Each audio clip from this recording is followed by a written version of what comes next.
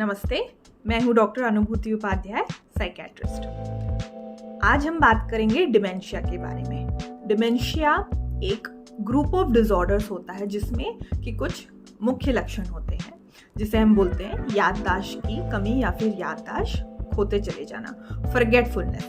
जो पेशेंट होता है वो भूलने लगता है। तो ये जो बीमारी होती है वो मोस्टली यानी ज़्यादातर एल्डरली पॉपुलेशन यानी कि 65 इयर्स के बाद ही स्टार्ट होती है, और जैसे जैसे उम्र बढ़ती जाती है 75 के बाद इसका जो इंसिडेंस है वो और बढ़ जाता है, और 85 इयर्स के बाद में ज़्यादा मरीजों को ये प्रॉब्लम होने लगती है। तो ये होता क्यों है? जैसे जैसे इंसान की एज बढ़ती जाती है, जो नर्व सेल्स होती है हमारी या हमारे ब्रेन में जो टिश्यू होता है वो बूढ़ा होता जाता है, वो डीजेनरेट होता जाता है, इसलिए याददाश्त की कमी आने लगती है। सो इसका सबसे प्रमुख लक्षण फॉरगेटफुलनेस है, यानी याददाश्त में, मेमोरी में कमी होना।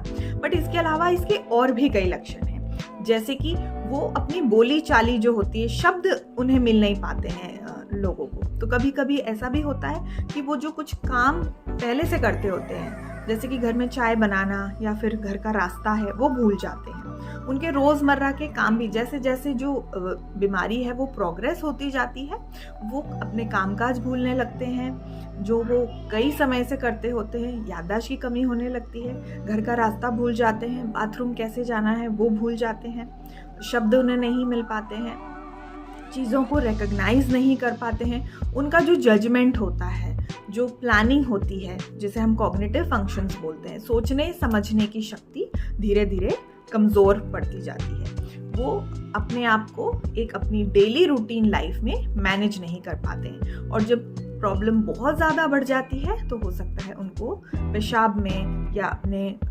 डेली नहाने में, धोने में, खाना खाने में भी असिस्टेंस यानी कि सपोर्ट की ज़रूरत होती है। तो ये एक इस प्रकार की बीमारी है जो कि पूरी तरीके से ठीक नहीं हो सकती, क्योंकि जो ब्रेन के सेल्स हैं वो डेड होते जा रहे हैं, वो कमज़ोर पड़ते जा रहे हैं। बस इसका ट्रीटमेंट इसलिए इम्पॉर्टेंट होता है ताकि इसका जो प्रोग्रेशन है, यानी जिस तीव्रता से ये बीमारी बढ़ती जा रही है, हम उसे धीमा कर सकते हैं, हम उसे रोक के, ताकि इंसान जल्दी से प्रोग्रेस होके एक बहुत ही गंभीर सिचुएशन में ना पहुंचे।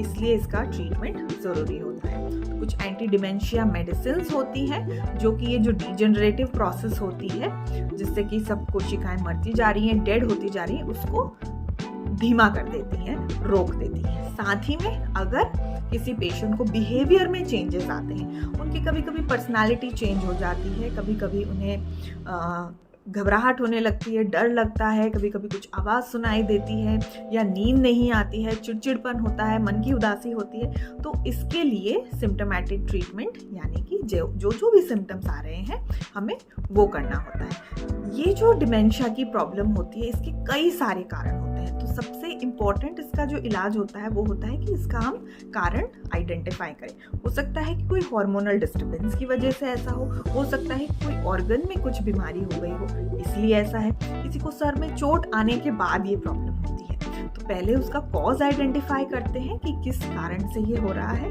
और उसके बाद उसका इलाज किया जाता है।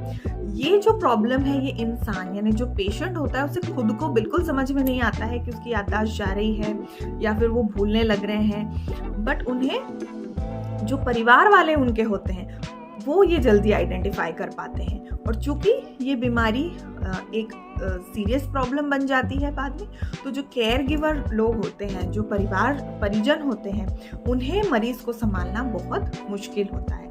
तो उनके लिए भी इम्पॉर्टेंट है कि वो ये सीखें कि ऐसे मरीज को उनको कैसे डील करना है। उनके साथ में हमेशा एक कार्ड जिसमें उनका नाम लिखा हो, या क्योंकि अगर वो कहीं घर से बाहर निकल गए, उन्हें रास्ता नहीं समझ में आया, तो एटलीस्ट उनका नाम और पता लिखा होगा, तो वो अपने घर में वापस आ जाएंगे। तो इस तरीके की बहुत सारी चीज़ें हैं जो की जा सकती हैं, जिससे कि पेशेंट गुम ना जाए और उनके परिवार वाले उनका सही तरीके से ध्यान रख सकें।